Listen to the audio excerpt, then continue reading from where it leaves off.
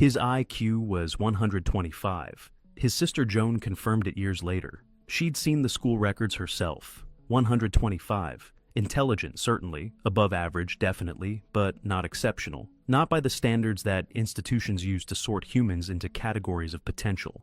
Not the kind of number that makes admissions officers gasp or research directors take notice. Yet this same man would win the Nobel Prize in physics. He would rebuild quantum electrodynamics from the ground up, a theory so precise that its predictions match experimental results to 11 decimal places. He would teach concepts so clearly that his lectures became sacred texts for physicists worldwide, studied decades after his death. He would crack safes at Los Alamos during the Manhattan Project, just to prove security systems were vulnerable. He would master bongo drums and figure drawing.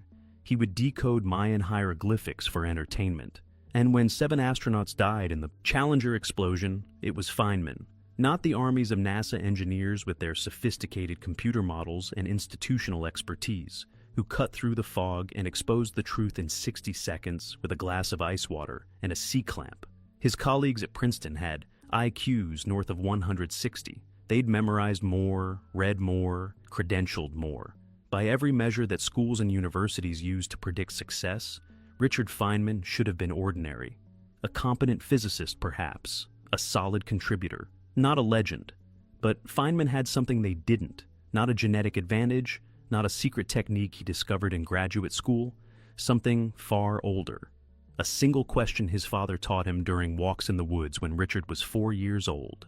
A question so simple it sounds almost insulting, and yet this question became the invisible engine behind everything Feynman achieved. The reason he could see through complexity that paralyzed brilliant minds, the reason he could teach what others couldn't explain, the reason he could stand before Congress and expose a lie that an entire institution had buried.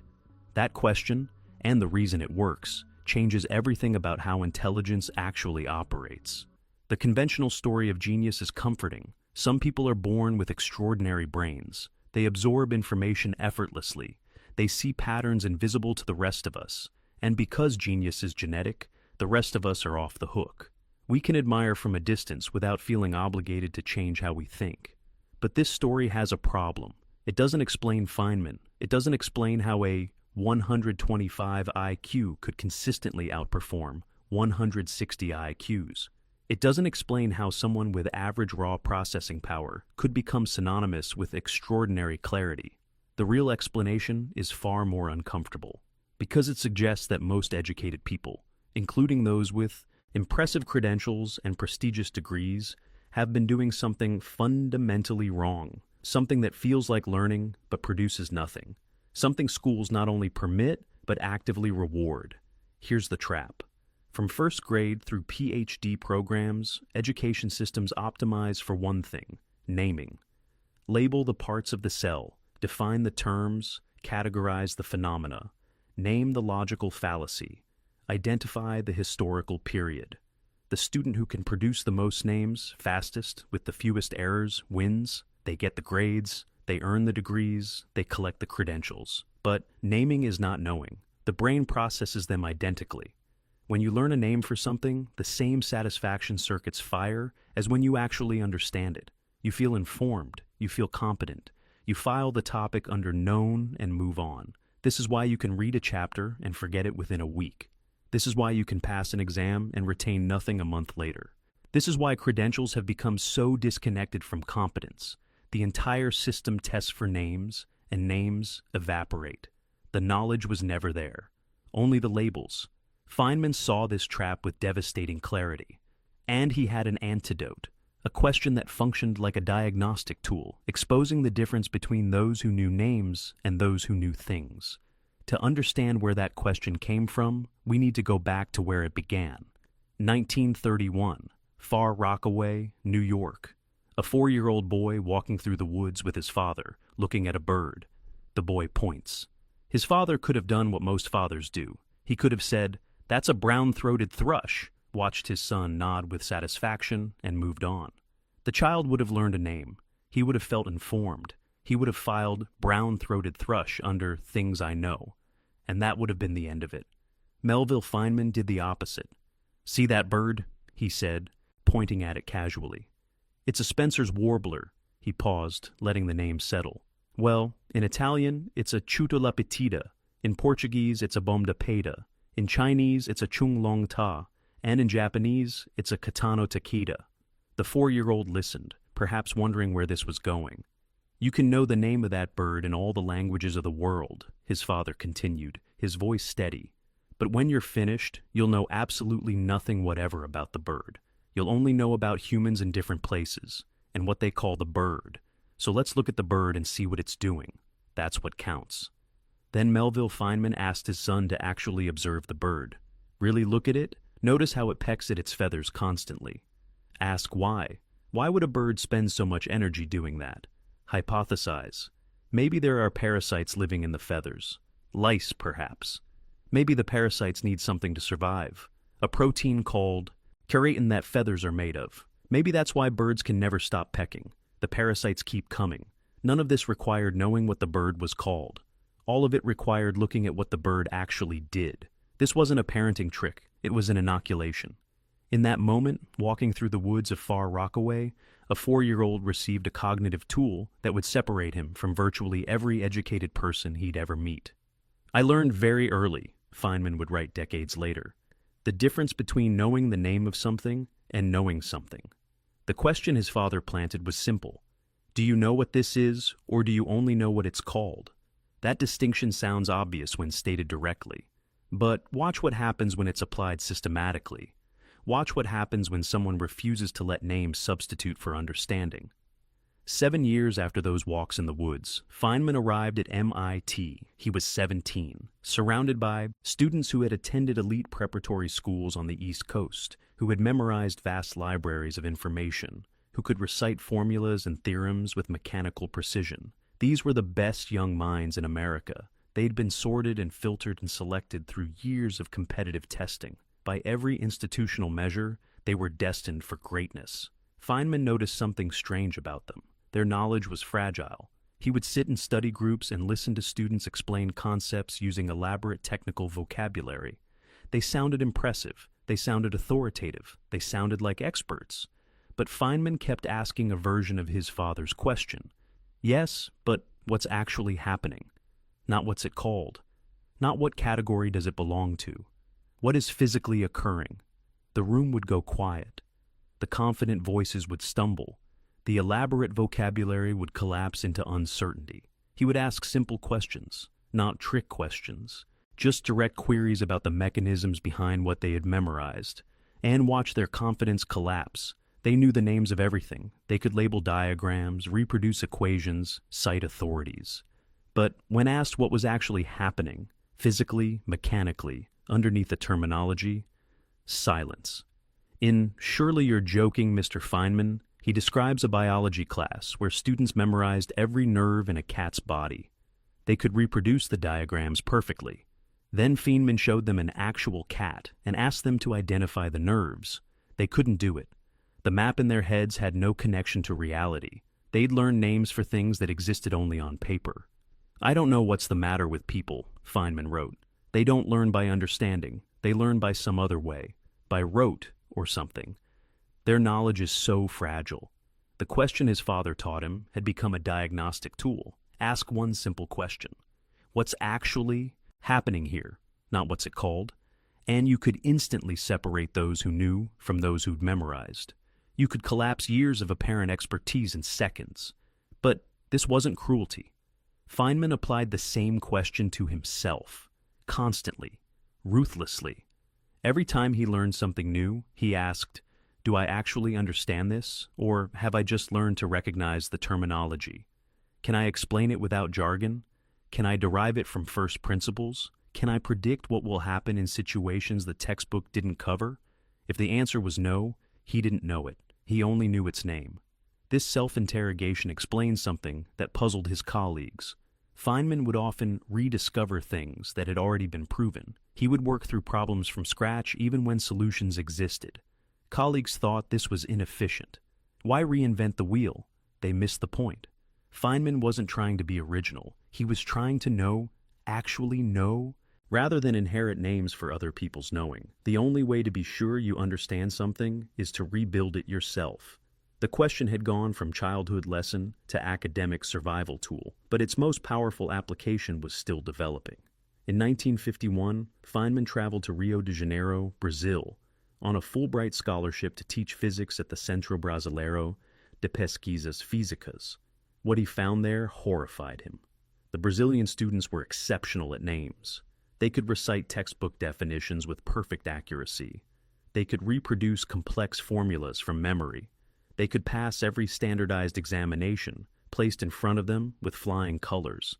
Their notebooks were immaculate. Their study habits were rigorous. By every conventional measure, they were excellent students. Then Feynman asked a simple question. Why does the ocean look lighter near the shore? Silence. The students stared at him. The answer involves basic optics. Light from the sun reflecting off the sandy bottom in shallow water, scattering at angles that make the water appear lighter. Every principle needed to answer this question had been covered in their coursework. They had passed examinations on these exact concepts. They knew all the names: refraction, reflection, angle of incidence, scattering, but they couldn't connect those names to a real phenomenon happening in front of their eyes every day. The knowledge existed only as words in a textbook. It had no contact with reality. The names pointed to nothing. Feynman delivered a famous lecture to Brazilian educators at the end of his year there.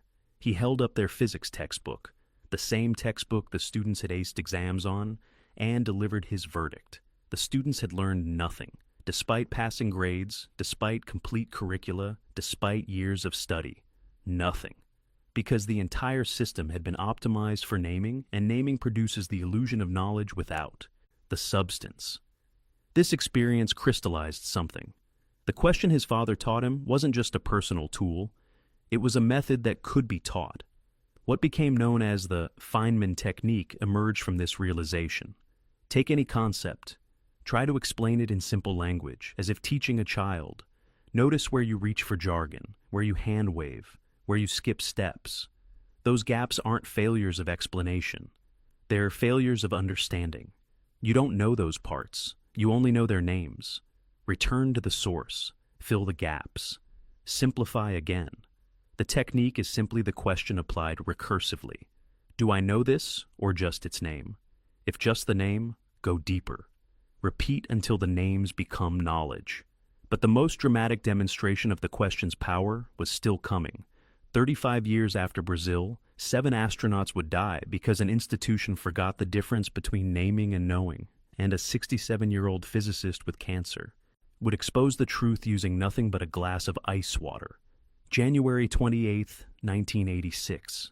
Cape Canaveral, Florida. The temperature had dropped below freezing overnight, unusual for the region. The Space Shuttle Challenger sat on the launch pad. Engineers from Morton Thiokol, the company that manufactured the solid rocket boosters, had raised concerns about the O-ring seals. They had argued against launching in cold weather, but the concerns had been filtered through layers of bureaucratic language, normalized, categorized, and ultimately dismissed. The launch proceeded. 73 seconds after liftoff, Challenger exploded. 7 people died. The nation watched in horror. A schoolteacher named Krista McAuliffe, selected to be the first ordinary citizen in space, became a symbol of institutional failure. The Rogers Commission convened to investigate. They assembled experts. They collected testimony. They reviewed procedures. And they invited Richard Feynman, now battling a rare form of cancer, knowing his time was limited, to join the panel. What he found was an institution drowning in names. NASA officials testified using elaborate terminology: O-ring erosion, joint rotation anomaly, acceptable risk parameters, launch commit criteria, normalized deviation. They had names for everything, procedures for everything, categories and classifications for every possible scenario. But something had gone wrong underneath all those names. Somewhere, the connection between terminology and physical reality had been severed. While other commission members navigated political complexities, Feynman did what his father taught him 60 years earlier. He ignored the names. He asked what was actually, physically, mechanically happening. He obtained a sample of the O-ring rubber. He obtained a glass of ice water and a simple C-clamp. During a televised hearing, while the world watched, he performed an experiment a child could understand.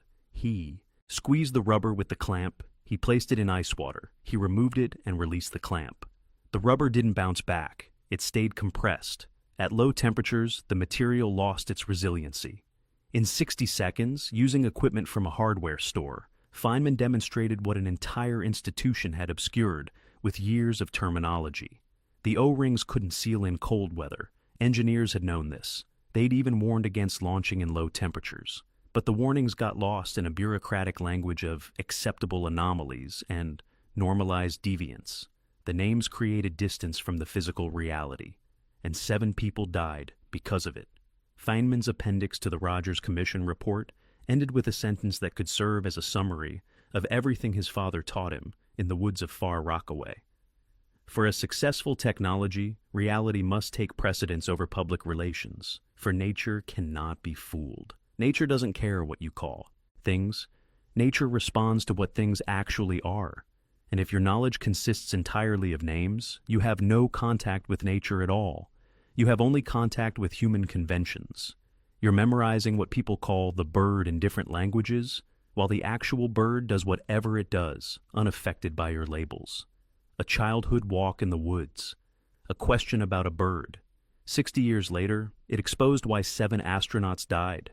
This wasn't coincidence. It was the same principle, applied across a lifetime, in contexts ranging from quantum physics to engineering failure to national tragedy.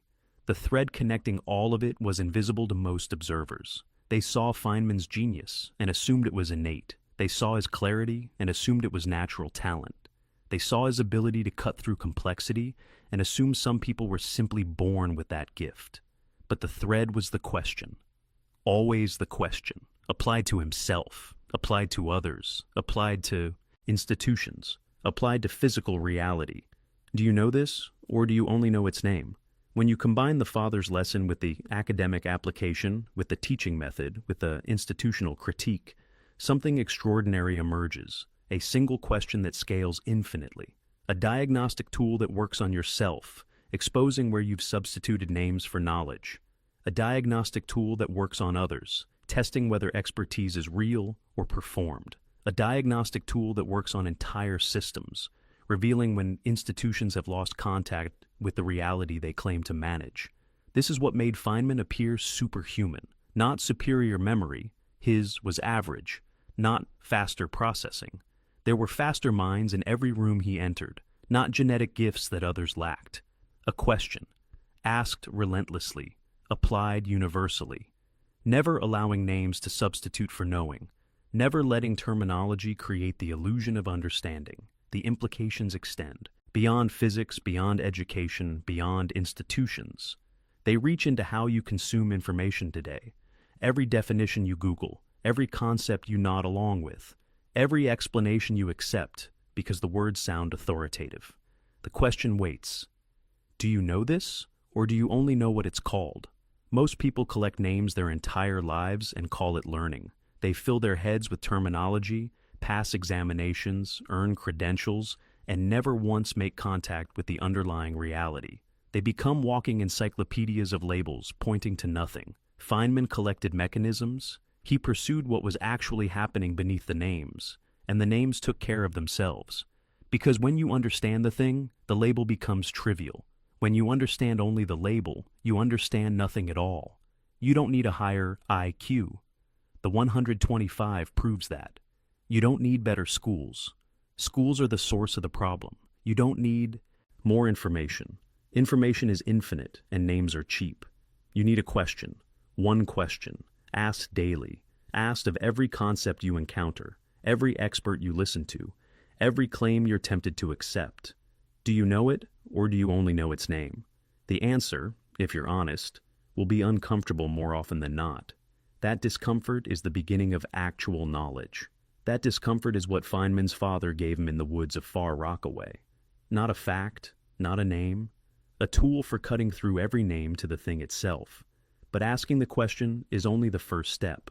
Feynman developed a specific technique for what happens after, a method for systematically converting names back into knowledge, for filling the gaps that the question exposes. That method is what transformed a diagnostic tool into a complete system for learning anything. And that system is what we'll decode next.